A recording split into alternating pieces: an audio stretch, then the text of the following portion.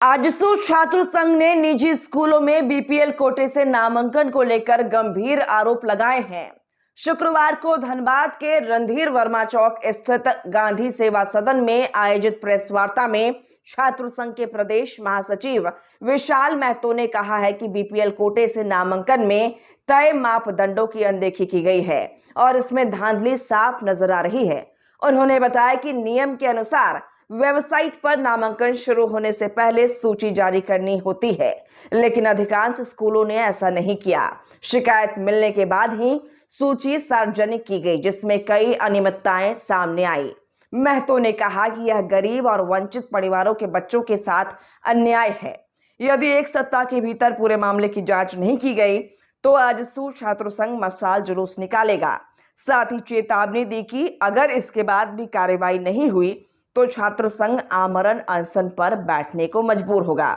उन्होंने जिला प्रशासन से अपील की है कि मामले की निष्पक्ष जांच कर दोषी स्कूल प्रबंधन के खिलाफ कार्रवाई की जाए, ताकि जरूरतमंद परिवारों के बच्चों को उनका अधिकार मिल सके।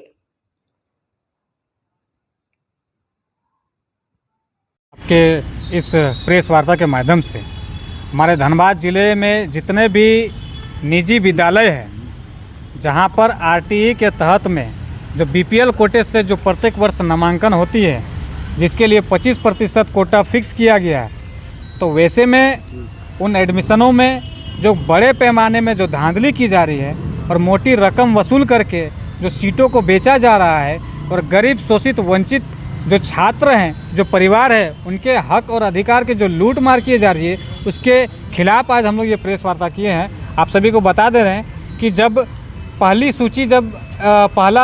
इन लोग फेज में जब एडमिशन शुरू किया, उस समय इन्होंने जो प्रत्येक साल जो इसकी सूची जारी करती है सार्वजनिक रूप से अपने वेबसाइट में और अन्य माध्यमों से जो सारी जो लिस्ट जारी करती है कि किसका एडमिशन होना है और किस स्कूल में उसका नाम आया हुआ है, वो इस बार कहीं पर भी जारी नहीं किया गया था, क्योंकि प्रत्येक साल कहीं ना कहीं विवादों में वो घिरा हुआ रहता है। तो विवादों से बचने के लिए, अपने चोरी छिपाने के लिए इन्होंने उस सूची को छिपाने का काम किया। जब हमारे आजसू छात्र संघ ने इस बात का संज्ञान लिया, तब हमारे जो श्रीमान डीएससी महोदय हैं, उनसे मिलकर हम लोगों ने सार्वजनिक सूची जारी करने की मांग किया। लेकिन उसके बाद भी बिना सूची जारी किए हुए वो सभी निजी महाविद्यालयों में एडमिशन चालू कर दिया। जब वो नहीं सुने, उनका विरोध किए, जब जब श्रीमान उपायुक्त महोदय से जब हम लोगों ने मिला और इसकी मांग किया, तब जाकर के आनन फानन में नामांकन के अंतिम दिनों में एक सूची जारी की जाती है और सूची को देख करके साफ समझ में आता है कि कितने बड़े पैमाने पे वहाँ धांधली हो जा रही है। उदाहरण के लिए हम बता देना चाहते हैं कि जो प्रत्येक साल जो सूची जारी होती है, वो इस तरह की सूची जारी होती है